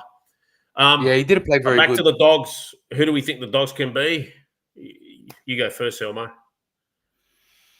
Unless you're happy for me to go first. Yeah, go for it. Honestly, based on fitness and what I've seen so far, there's the right pairing of obviously Stephen Crichton and Jacob Kiraz. They definitely deserve it. It's hard to just ignore the both of them. They're working so well in correlation with each other. And what Lomax gives you in terms of bamboozling, blockbusting runs from the back, Kiraz does the same, if not better, to be honest. He's got a high work rate. He's good under the high ball. The only difference between the two is one kicks and one doesn't. But Stephen Crichton kicks. I know Lomax kicked into victory last year. Any other smokies for the Dogs? Well, I was going to put Preston in there for a smoky, but they got that. I still don't understand. How do you go there just to disprove something? And then why does the NRL still have that rule to add a week on? That is just ridiculous. He didn't go there to show that I deserve more. They got to scrap it. It's outdated. It's just wrong. The season, Anyways, he's gone out the window. Some of your props, well, they've been injured anyway. Sam Houston hasn't even had a run, to be honest. The only other way I'll see some potential Queenslanders, I reckon at least one of Kurt Mann or Red Mahoney will get in. At least one of them. I would have had Curran as a smoky, but that suspension was untimely as well. To be honest, I've got his three players. With the team, with the teams the way they are, the Origin teams the way they are. Realistically speaking, even if Preston wasn't injured, I could only see Critter making it. If Lomax was still injured, I could see maybe Kiraz being that other winger. But because Lomax is back, I think it's only going to be Critter. Preston. I don't think it's going to be chosen. But you think you only get one player? Yeah, I don't think Preston is ever going to be chosen. Has Lomax been named this week? Yeah, he has been. He's back. He's playing this week. Who are they? So playing? Yeah, I don't think. Sorry. Who are they playing? Oh, they're playing the Knights. I think it's the Spoon Bowl. Come early. They're crappy. Oh, they might play him into form. Look, I think it'd be a disservice to deny Kiraz. I'd go off form, to be honest. Look, I'm with you, but you got a few. Cleary, Critter. There's a few. But you can't deny that Lomax played so well last year. That was last year. No, with you. But even in a couple of games this year, he played out of his skin, kicked that winning field goal.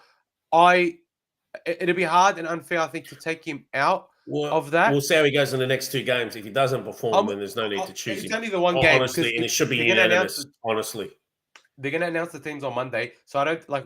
So it just depends on how he plays this week. I think if Kiraz kills it and he doesn't, there is a world where I see them choosing Kiraz over him, but it's a very slim chance. So I think for the Blues, the only person I can see them choosing from the Dogs is Critter. Eddie Abs has made a good point, is that Kiraz will be in the 20-man squad.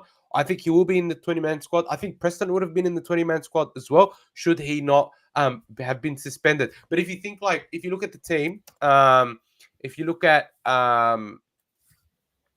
the second rows for the Blues, we've got Crichton, Yo, or Yo will be locked. Then you've got Liam Martin, you've got Olakuatu, you've got Hudson Young. You've got so many options there that I think it's hard to see Preston being there. In terms of wingers, Toto and Lomax did the job last year, and I think they'll do just as good a job.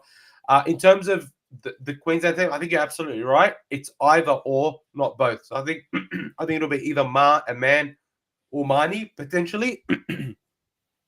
One of them could be 18th man.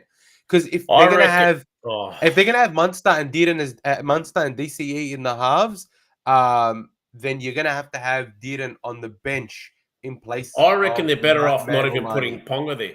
I reckon a utility like Kurt Mann works perfect because he can play a lock. Ponga will be fullback. Ponga's going to be fullback. That's what I mean. I wouldn't have Reece Walsh in there at all, to be honest. No, I wouldn't have Reece Walsh there at all. I don't think he's his form warrants it. In terms of what I think my team, what I think the Blues team will be, I think it's going to be Edwards, To'o, Mitchell, Critter, Lomax, and it's going to be Moses, Cleary. Then it's going to be Haas. Not Luai? I don't think they're going to choose Luai. Really? But I don't think they're going to choose together. Luai. But four premierships together. 5 grand finals look, I'm together. with you. I'm with you, Come but after Moses' performance last year, especially up there in Suncorp, it was only you just can't. No, but let only one game. let me. The thing is, Luai hasn't. year out. Anyways, the other guy was playing. Luai was playing. Come on. Yeah, I know he was, but what I'm saying is that this year, and especially just getting beaten 64-0 to the Storm, I just don't think it does himself any favors, and I just feel like the momentum is with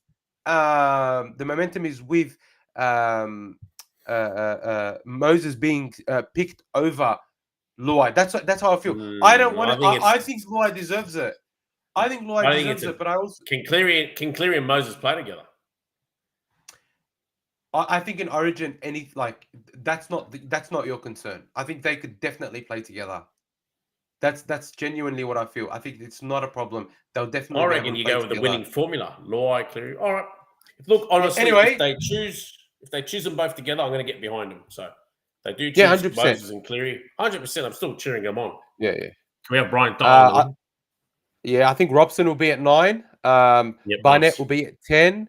Then you'll have Martin. Who? Brian Dole. Brian. Yeah, absolutely. Has to be. Yeah, nice. He's the best winger ever. No, he's definitely in my team. And then my second row lock combination will be Martin, Crichton, Yo. And then on the bench, you'll have Watson, May, Olakawatu, and Lenu. Did you choose Jake Trebojevic in your team? Nah, man, get out of here. Oh, thank God. I was about to kick you off the podcast if you did. Even though it's your podcast, I still was going to kick you off. It's our podcast. Well, my podcast. I can't believe you got all that credit. Bro, I could have went out there and got credit. I could have went out there and got the credit for last year's win. Anyway. Oh, yeah, I know. I'm with you. Matty Johns came out and he said they should some media's throwing smoke up the arse. Where do you put it? Anyway, so that's my team. Look, I'm going to release a graphic tomorrow with my team and Dibbo's New South Wales team, and then our Queensland teams. We'll release them hopefully tomorrow. I'll have to revamp mine. Chopper, can I go below 0 if I can, and I'll give you my rating. Anyways. They're my teams. I think it's going to be a great. You want to see our series? Yeah, I'm going to cut you off, Elmo. If you want to see our teams, and as well as Elmo's pretty awesome video. That was great footage from the Canberra game, by the way. Loved your seats. You had the whole footage in the crowd. But if you want to see videos like that, plus Elmo's come out with some mad content of the last few weeks. Remember the mascots one? He's working on another one which you'll love as well. Not a mascot one, but something different. Anyways, I shouldn't. But if you want to see all that, like and subscribe. If you want to see all that, all you got to do is like and subscribe. You'll put up normal posts as well. We'll put up polls, posts. You can put your comments in there. You can abuse me and him in there as well if you like. Or, can ask maybe to give shout-outs or whatever. Just like and subscribe. That's all he's got to do. Like and subscribe. Prefer that he's abusing him more in the comments, but yeah. And I've got some really exciting things coming up in the next couple of weeks. We're going to be doing more weekly, regular stuff. Correct, Tim. I haven't yet confirmed everything just yet, but I'm building and we're working on some really, really exciting things to start providing a lot more content across the NRL, not just the Bulldogs. We'll always be a Bulldogs first podcast and we'll never reduce the Bulldogs content, but we do want to talk a lot more footy and things like that. So we'll see how this will come out soon. So if you do want to see all that, please just be sure to subscribe to the channel. Now, it's 9 o'clock. We've been going for an hour and a half. It's so good. I swear this has probably been the most enjoyable podcast we've done in a very long time. I've really enjoyed it. But I do want to talk about reviews or I want to talk about the Dogs Roosters game. I think that there's a lot there. Here we go. Previews. All right, let's go for us to talk about. Love your team, Timothy. That's a good one. Fermor, yeah. He's been good the last Fermor 2 years. definitely deserves it. Fermor deserves it. I'll be honest with you. I don't know if I'll have Cotter there. That Ponga, Coates, Val Holmes, Hamiso Murray, or Cobbo, Munster. Good one, man. Love how you took time to put the 17. I actually love reading your teams, gents. So yeah, we love it. Hamiso. I want to say, Timothy, just on your Queensland team, I would have Cobbo there in place of Val Holmes. I think Val Holmes is. Jeez, this guy's a hater. No, he's been hit and miss. He's only dropped 50% of the balls for the Dragons in try scoring position. So, only dropped half of them. And missed about 80% of winning kicks. Yeah, honestly, it's unbelievable. And they've lost 4 games by 2 points or less. Five by, a try or a bit. Yeah. And 3 games, what is it? 3 games by a point? I think it's 2 games. 3 games. Yeah, 3 games by a point. 3 games by a point. Eels, Rabbitohs. In 3 games, they've scored more tries and lost. Eels, and Rabbitohs, sitting 14th. And Warriors. Don't get me started. I'm going to start. Yeah. Anyways. I want to make a quick point about these graphics that the NRL releases. Every single week, there's a spelling mistake for one of our players. Like, who the hell is Max L. King? It's Max. Who's every week? Every week, there's a spelling mistake. I swear, every week there's a spelling mistake on these things. Anyway, it's Shane Flanagan's mate that's employed, just like his son. So we'll excuse that. So this week, it's team is as named with 2 changes. Harry Hayes starts in place of Jaeman Salmon, and Luke Smith will make his debut on the bench in place of Harry Hayes. It's a very exciting lineup, I've got to admit, for the Bulldogs. It's very young, it's very mobile, it's very fit, and can do a lot of damage. I hate to hark on any one particular player, but I thought probably our most disappointing player against the Raiders was Daniel Saluka-Fafita. He played 20 minutes and he did it forgettably. Those 20 minutes were quite forgettable from him. He did save us that try from Tom Starling, where apparently he had his hand on him and it was a completed tackle. But I hope he can come out and redeem himself. But honestly, I think when the boys are back, he'll be one of the first dropped. That's the truth of the matter. You got Jack Underhill knocking on the door. Jack Underhill, I'm just excited for many reasons. But anyways, I'm surprised that it's not Jack Underhill making his debut this week. It's Luke Smith, but Luke Smith has earned it. I think Luke Smith is going to do a great job. Now, in terms of the Roosters, Sandon Smith and Hugo Savala are there. They interestingly get Lindsay Collins back, so he'll start on the bench. Look, I think they've been overperforming, and I honestly really enjoyed them. Enjoyed watching them play. They've been very exciting, and some of the young guys are really starting to shine. Nafahu White, Siwa Wong, Blake Steep, Robert Toya. Oh, Robert Toya has been absolutely on fire. He's been fantastic. So to see Hugo Savala as well, great young players. So look, I don't think it's a danger game for us. I think that the Bulldogs will be able to cover them quite well. I think that the Bulldogs will take a lot of confidence out of the way we beat the Raiders in the second half, and I think it's time for the Bulldogs to start playing like their front runners, and that's something that I think Ciraldo will want to drill into them, that the Roosters can start very fast, and if we're not careful, we can find ourselves on the back of a big score again. So I know that they're great, and I think that they'll play very well. But I also think that they're hot and cold. They can come out and absolutely brain it, and then they can come out and just have a Barry. So I'm not as concerned. I'll be honest with you. It's not that I'm being cocky. I think that we will win. I'm not saying we're going to win big, but I do think that we're going to win this game. I don't see us dropping this game of all games, given how we have performed up until now. So I've got you guys winning. Even though the Roosters are starting to string wins together, I've got you guys winning by about 3 tries, to be honest. I think it's well deserved. to give you guys that, that sort of tip, to think that you guys are going to beat them by at least 2 or 3 tries. I got you guys winning by about 3 tries, to be honest. Look, I And think it's at your home ground as well.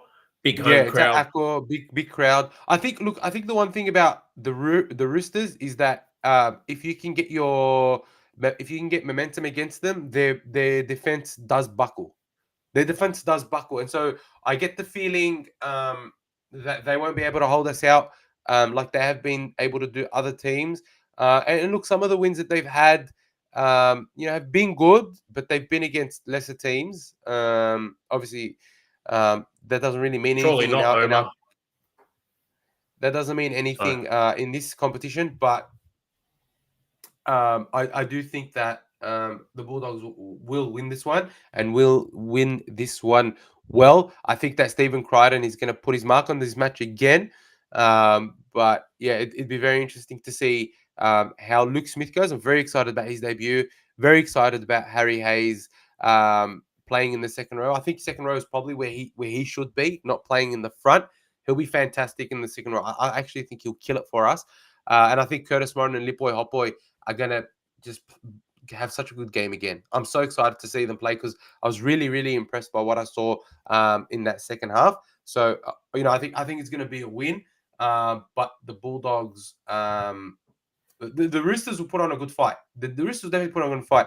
The ref for this game is going to be, it's going to be Ashley Klein, who's going to be refereeing this game. And troll everyone, but it didn't work. Anyways. No, but I think Klein's been okay this year. I don't think Klein's been completely negative. So let's see how we go. What are your thoughts on this one, Dibbo? I think you guys will win 28-10, 34-10, something like that anyway. I think, it'll still be a good game. The Roosters will put up a good fight, like you said. But I just think you've earned your dues. Buoyed by last week's 32 points in the second half. I'm sure Canberra will be roaming it into them this week to be on the ball from the get-go. None of this second half bullshit because it doesn't always come off. I'm sure the boys will come out and put in a solid first half. Put a solid 80 minutes to be exact, actually, because you don't want to slip up after a fantastic comeback like that. It wasn't a polished performance, as Cam will say, because it was a game of 2 halves. You did get the W, but he won't forget that first half. So I'm sure the boys will put in for a good 80 minutes against a Roosters side that's firming for a top 8 spot. A 34-28-10 win is still a statement. I hope I'm right, and I hope they don't embarrass me. I actually think one man that's going to have a big performance this week will be Kurt Mann. If you recall against the Raiders, he didn't play very long minutes, and I didn't think his first 20 were that great. And if you recall last year when we put a big score on them in the first half and they almost came back to beat us, Kurt Mann tore them to shreds up the middle, just with his running game and his passing game and his offload. I think that Kurt Mann's going to have a very, very big impact on this game. He'll set up a couple of tries, maybe score one himself. I think this is going to be Kurt Mann's game, and I think he'll want to make up for his performance against the Raiders. So I think someone mentioned the locks. Fiji and Rhino. Yeah. Kick out. You think Kick out's going to run over Teddy again and send him to La La Land? When he concussed him? I hope not. Yeah, I hope wow. not. I hate seeing that. I really hate seeing that to any player. But if it happens, because didn't Micah Sevo pioneer that? Another Fijian pioneered it, and then Kick out carried it on. Do you remember that? He caught 2 Fijians in the 1 year. Wasn't it Radradra that pioneered it? I thought it was Sevo. I thought Sevo knocked him out first, and then another Fijian. Oh no, not just him. I'm saying in general. I thought it was Radradra. I don't think Radradra KO'd him. I know Sevo did, and then Kick out another Fijian did it as well. Jamie with the super chat $2. KO'd him, sent him flying. That was insane. Remember that? And then it was crazy. The Dogs still won, but the Roosters somehow mounted a comeback. Didn't win. But it was a great comeback. Yeah. I think the danger man in this game, obviously goes without saying, is James Tedesco. I think as long as we can target him, make sure that we're on his back every single run that he takes, and we choke him out. I think we'll have a very tough night. The forwards are hard men, the Roosters. Yeah. Spencer They were Lenny and like, Fahu White. yeah, and White, and then Crichton and Radley, and and then obviously Wong's got some good. He's got a mad offload, that Wong, good ball play, and then you got Wong's off the bench fantastic. like Steve hits hard as well. Yeah. Lindsay Collins in the 17th struggling to make their lineup by the look of things. No, I think he's come back from an injury. I think he's come back from MCL. So, and look, Tedesco, as TM is mentioning, Tedesco is going to want a solid game, especially if he wants to claim his stake for Origin. I do think it's Edwards to lose though the position. Yeah, I know. Look, Edwards doesn't stop, man. It's hard for him to lose a jersey once he gets it. As much as how good 100%. Teddy's been this year. Edwards, it's insane. If they get, he never drops off. If they're going to choose Lomax, hang on. If they're going to choose Lomax at wing, they have to choose Edwards at fullback. I think it goes without saying. Edwards is not playing bad. He's doing everything that's required of him, and I think in the Origin arena, he's proven that he's fantastic. And so I think they'll definitely have. Have Edwards there, unless something goes horrible. But look, if Edwards does cop an injury or anything like that, it will definitely be Tedesco next man in. I actually think of the fullbacks at the moment, it's Puppy that should be fullback. I think that Puppy adds. Okay, Edwards. And look, B Massive comes in after what I saw the last 2 weeks. You don't think so? You don't think Puppy should be fullback? Oh man, that was fantastic on the weekend, but he's had some quiet games this year as well. Whereas Edwards missed half the year, don't forget, through injury. He's back now, and he's starting to hit his straps again. Tim, you're right. Bradman Best is the forgotten man, but there's a lot of guys putting up their hand. We'll see how he goes in the first game. Whether I don't think he's a forgotten man. I think that Bradman Best's curse is that he plays for the Knights under Adam O'Brien, who I think at the moment, next to Des, is probably the most poorly performing coach in the competition. I don't think that he can be considered. I don't think he's played anywhere near as good as he should be to be in that squad. I don't think Burton will be 18th man. I think they may have a different 18th man, but if they do, honestly, they've got to be trolling him. They've got to be trolling him if he's 18th man. Well, I hope you're not trolling us, Steve. I've wanted to see Drew play at lock. Anyways. Yeah, so look, I think that this is going to be I think this is going to be very entertaining. It's going to be very entertaining. It's going to be a lot of fun, but we're going to win, and we're going to win well, and we're going to go clear of the table again. That's what I genuinely believe. Just because I think that, again, when you come out and beat a team the way you beat the Raiders, who are second, and you show people what you can do, it's almost like a turning point or a line in the sand for the team coming first. So they're my thoughts. Anyway, that's it. I think we sort of know where we stand. Now, what I also sort of wanted to talk about we sort of spoke about Origin teams. I want to have a 2-minute chat about. We had our chat about Origin. I wanted to actually just talk about the upcoming games very quickly. If you had 5 minutes, Dibbo, and if everybody else can just if you're interested in hearing about how we think the round is going to go, I'd love for you guys to stick around. And if you do want to stick around, hello sahla, just give this video a thumbs up. Be sure to subscribe, share, do all the nice things. Now let me just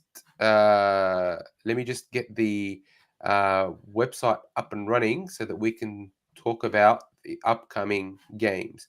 Because I'll be honest with you, I don't think I miss a single match all week. I am that was good. I love when it's long weekends. Love it. Yeah. Sometimes I just don't think we get enough games. Long weekends. But you know what annoys me? I'm happy for the Perth team. I still think this Papua New Guinea team is going to be a disaster unless the Papua New Guineans can produce their own talent and put up a team that is going to kill it every week. We should talk about that. I cannot believe that Perth is finally coming to the NRL We can talk about Las Vegas as well. Are we booking our tickets? Gents, are we booking our tickets next year? You tell me, bro. Do you want to go? I'm down. I'm going to go. I'm just asking the group chat. Are we all going? Do you want to go together? Let's do a Ken or Las Vegas trip. Where's Zatar? Is Zatar in the chat? Let's go. Do a 4 or 5 day trip. Doesn't need more than that. I think it'll be sick. I think it'll be great. I can go see my dad's cousins in Detroit. I mean, not Detroit, in Dearborn. Oh yeah, Michigan. So yeah, look, the Perth Bears are announced. I'm jumping on the Perth bandwagon. I'm obviously a Bulldog supporter, but I also support rugby league. I think it's the best game in the world. And to see us going into Perth, honest to God, like as much shit as we give rugby league and the decisions that they make, this has to be up there with the best decision they've ever made. Like, this is one of the most fantastic. Like, I can't talk highly enough of this decision, the amount of money it's going to bring, the avenues of pathways that it opens up. Nice one, Tim. And the scale that the game can now grow to, or the scale that the game can now grow with, I think is fantastic, right? It gives us now an extra time slot. It gives us 9 games a week. And we need to get it to 20 for 10. So we get one from Thursday to Monday. 100%. And I think... Or is Monday too long? It's got to be a South Island team. It's got to be South Island, New Zealand team, right? Or I tell you what they do. They relocate the Sharks to Adelaide, and then they give the 20th team. I'll put money into it. I'll put money into it. Relocate the Sharks to Adelaide. They can retain their Sydney fans like the Swans did with going from Melbourne to 100%. South Melbourne. I'll put money into it. If they relocate the Sharks, I'll put money into it. You dirty Dragons supporter. Anyway. It should have been the Perth Sharks. It had a better ring to it. Yeah. But I think, anyways. I think what it does for sponsorship is because now the NRL is truly a national brand, national sponsorship becomes more of an option. I think that the amount of large companies that want to invest in a Perth team from Perth is fantastic. There's going to be a lot of investment in junior pathways for rugby league. They're big rugby league fans. I remember when I went, when I traveled to Perth for work, and I was speaking to people just there randomly asking them what they thought. There wasn't a single person that said, they didn't want a team, or there wasn't a single person that I asked about the Perth team that wasn't like truly passionate and excited about their team coming, to the NRL. So look, I think it's great. I hope that it sees a lot of success. I know that the Bulldogs and the Bears, have their animosities and stuff like that and their rivalry, but I don't care. I'm just so over the moon that the Bears are joining. If the NRL had half a break, well, they do, but they should agree with the major airlines. Certain time slots, first 1,000 tickets booked, or 2,000 even, cheap flights. You'll get a few thousand or at least 1,000 fans from Sydney. It'll do wonders for it'll do wonders. 100%. Like certain time slots, could be the late flight or the early flight, whatever. Yeah, it's a quiet time slot. 100%. And it'll work wonders. And I think the other thing they need to do, the NRL needs to buy that plane so it can be chartered for the different teams flying to and from Perth, especially when it's going to be Perth against the Warriors. That's going to be a bit of a trek for both teams. So I think I think that a lot of things need to be worked out. But I need to plan a big turnaround between games, like that 3-week slot. Yeah, so the 100%, game before, 100%. Give it a week, and the game after, give it a week, or even 8-day turnaround, whatever it works. Yeah, they need to make sure those 3. And I hope like they don't verse each other twice in like 5 weeks, like we're seeing this year, where the Sharks have versed each other, within 4 weeks or whatever it is, because that'll be devastating to them and to the team's recovery and things like that. So I hope they fix the and 2 games at North Sydney Oval.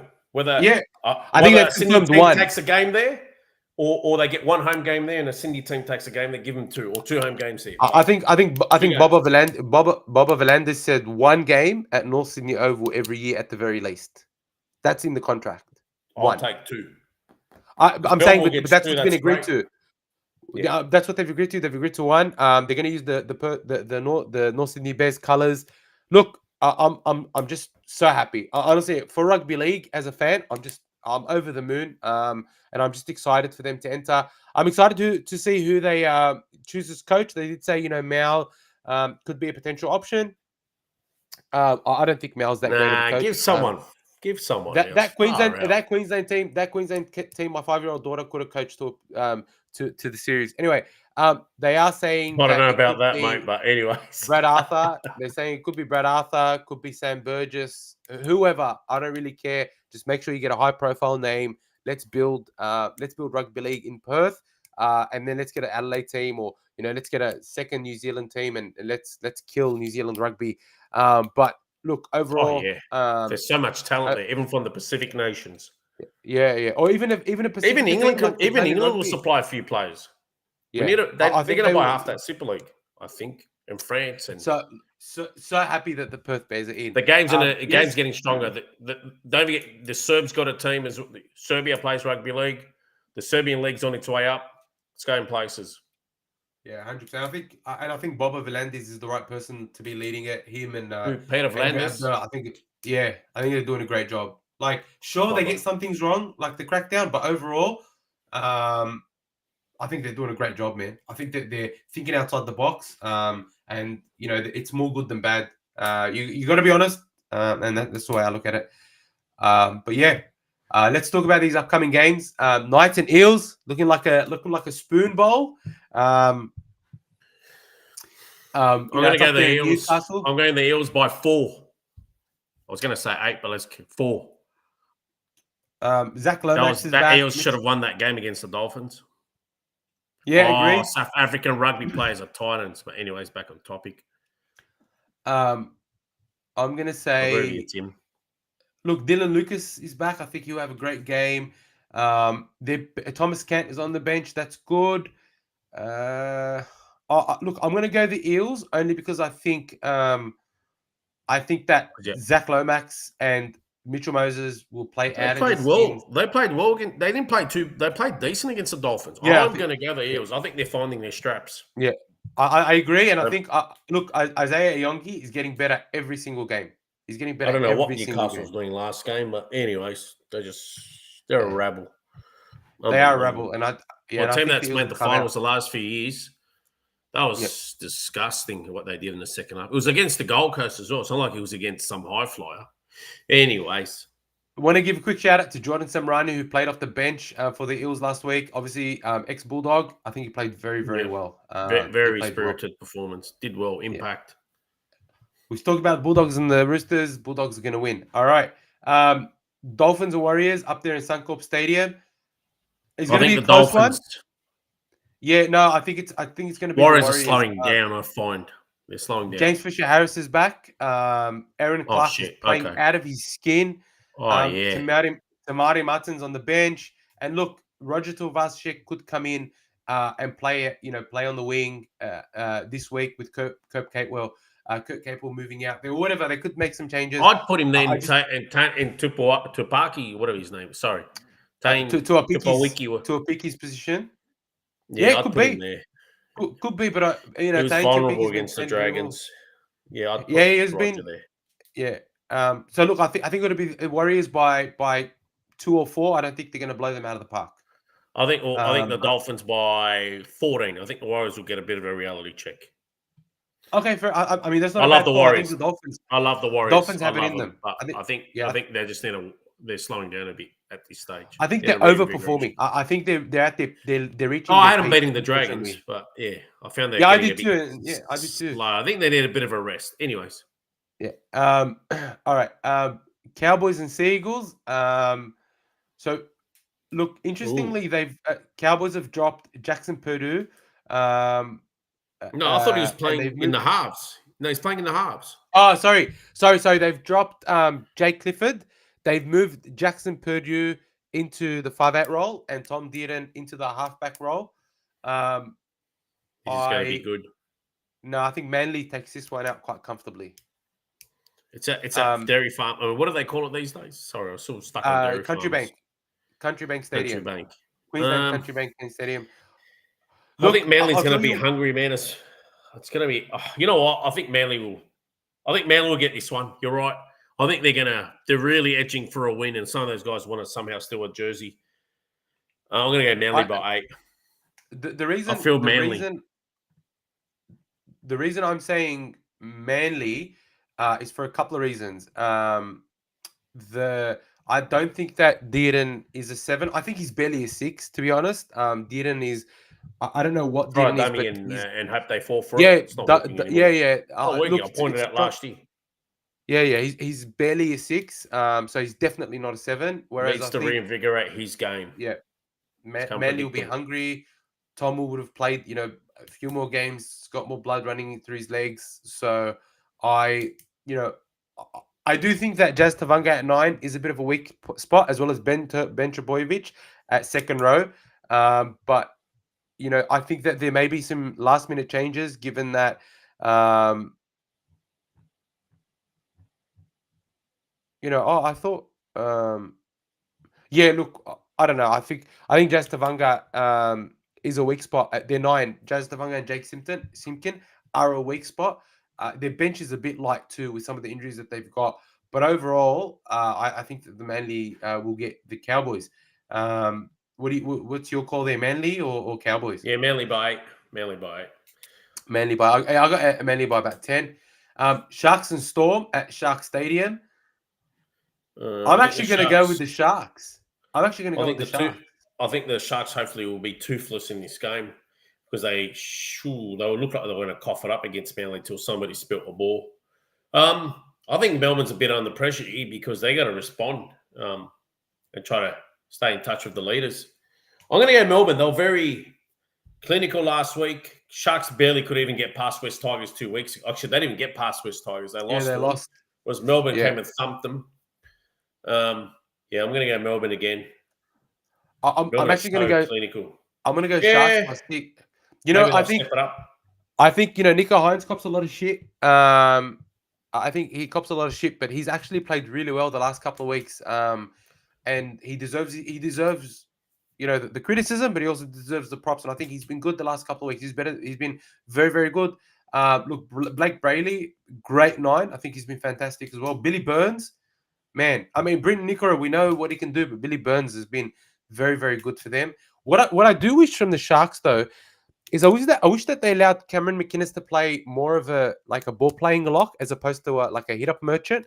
I think he could actually add a lot to their attack if he passed the ball more. There's so many options. Should just give him a run at hooker again. No, I think Blake Brayley's doing the job. They don't need him at hooker, but if he I don't does think they play need Blake Brayley, if you get what I mean. Just chuck in McInnes there. Get the one that can play hooker better than the other. I don't know. I don't see what they see in him. I mean, that's what I'm saying. Throw McInnes in there. He's a gun. Nah, I think Blake Brayley's mad. I think McInnes, if he was playing that sort of lock, ball playing lock, I reckon he'll actually unlock their attack. But that's just my thoughts. But I do think that the Sharks, I've got the Sharks here for an upset by 4 points at Shark Park. I just feel like the Melbourne Storm, after big wins, have come out and not played their best. I don't know. Maybe I'm probably wrong. I'm probably wrong, but we'll see what happens. Next game, Suncorp Stadium. Yep, I'm going to go Dragons and Broncos. Brisbane. Yeah, Dragons can't score points. I'm going to go Brisbane by 22. They're going to run rampant like Rabbitohs, or actually buckling Broncos, or just some wild horses really. Payne Haas, Patrick Carrigan. They're going to lay out blobs like Blake Laurie out there. Cobbo will have a good game. They're going to run right against us. Even that centre of theirs, he'll score a few stags. Yeah, Broncos by 22. No Couchman. And unfortunately, players like Blake Laurie and Kyle Flanagan still find themselves in the 17. So, yeah, definitely not winning this one. They'll score a 40+ on them as well. I'm probably being kind by saying 22. Oh, I said 22+, so maybe they'll get over 32-10 if they're lucky. And I'm not being harsh, right? But Ezra Mam Roosters torched them. Ezra Mam's been named at 6 in place of the injured Ben Hunt. Fate cruel. Fate can be very cruel, and Ben Hunt doesn't get to play against his old team. I actually have the Dragons winning by 4 points. Here we go. Here comes the haters. The Broncos haters are out. So I'm just going to send it's not about Broncos hating. I think that the Broncos actually are in a bit of a spot of bother. I think that they having the same or worse problems I'll that pick they it up had this last week. year?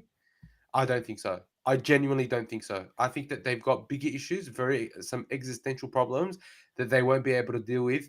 And I think that the Dragons have been close, and I think they're going to get one. I think it's their turn now.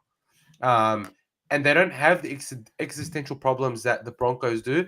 So I'm just going to say, in my opinion anyway, I'm going to say Dragons by 4. Look, I'm probably wrong, No. but Dragons that's what are I think. dreadful. No points. Look at the 6. No points. I'm with you. It's not I agree working. with you. He's still choosing me the same players. They're not winning, but who's he brought in? He went and brought Blake Laurie out. You got John Glover in the reserves, and you know, I toss his son out. The other guy, liking King Tiger, is making things happen, and Kyle Flanagan kept getting in his way on the weekend. Where have I ever seen Kyle Flanagan demand the ball to kick? All of a sudden, when the Dragons were manning a comeback, he started getting in the way. It was insane. Is Jaeman Salmon ready to return? I could see Blake Laurie drop out for Jaeman Salmon. He needs match fitness, but I could Blake see him Laurie dropping played out. his best footy 10 years ago. Not anymore. It was insane. Loco was missing out to this guy, and you saw how good Loco went last week. Oh yeah, look, I reckon. Yeah, I reckon Jaeman Salmon should be thrown in there, even if they just get 20 minutes out of him. I think Loco will do a better job than Blake Laurie. Their forward pack monsters, our forward pack. It's even weaker now with no Couchman because he's big size. He's a workhorse. He's he's like a Range Rover. He's all terrain, and he's got some good movement on him. He's bulky, but missing this week and the next few weeks, and they threw Blake Laurie in there. Yep, Broncos 22+. Remember what I told you. I want to say Dragons by a small margin. I don't understand why a lot of people are tipping the Dragons. Like insane. Even in chats, even at work, even online, it's insane. Look, I know you're burnt by your team, but the Broncos are they don't have points. Broncos got to.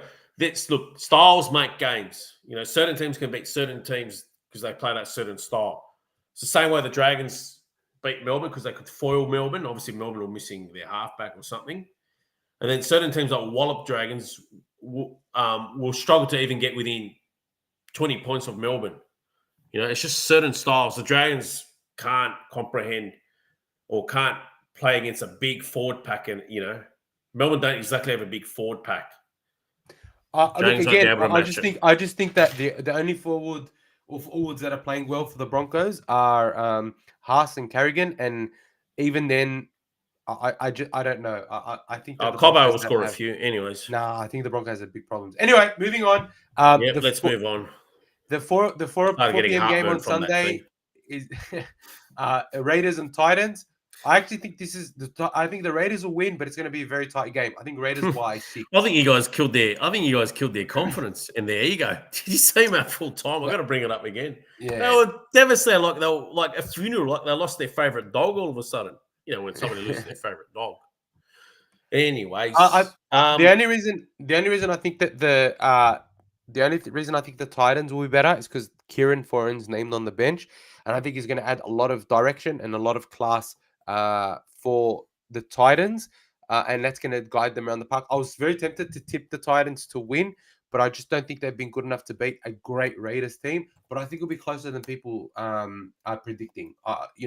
Raiders will win, but not by as many points. That's my judgment. I'll go Raiders by 14. Still not a lot, but 14.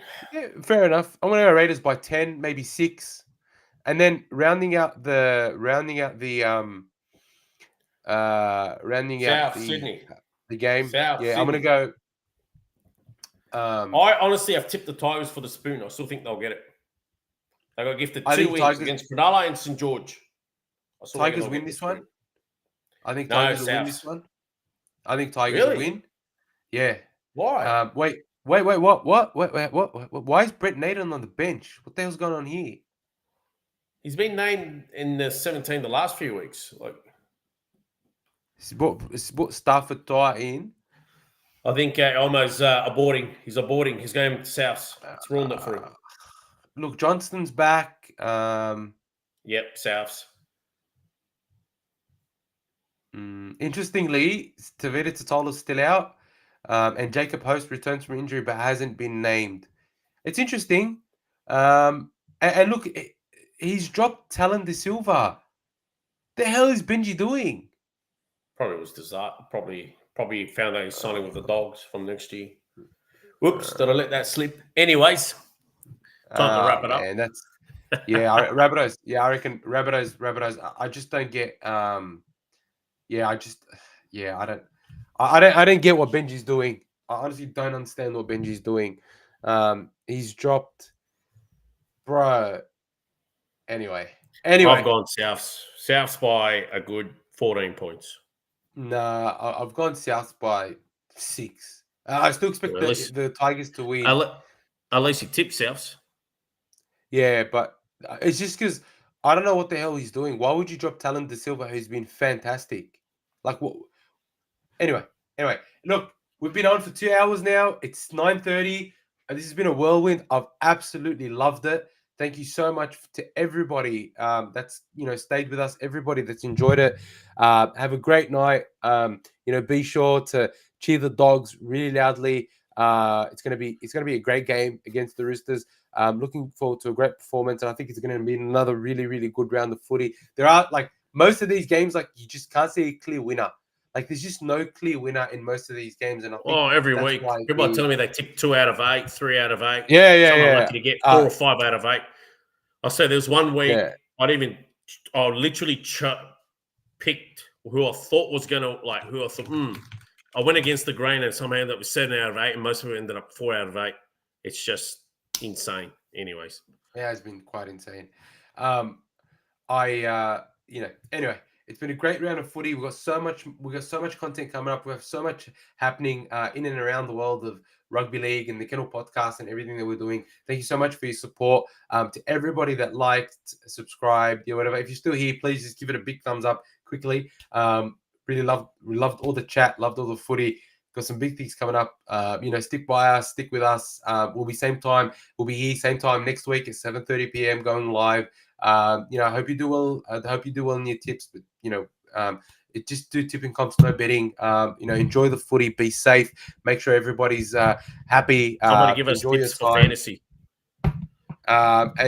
We can. We'll see you guys next week, and there is some more content coming up this week. There's a lot more content coming this week and next. Thank you very much, guys. Have a great night, and we'll see you guys soon. Oh my God, Jamie's up, bro. You're a legend. We love you, Jamie. The buzzer beater. Jordan at his best. Absolute legend. Jordan at his best against the Utah. We love you. Yes. Anyways. We love you. See you guys. Have a great night. Take care.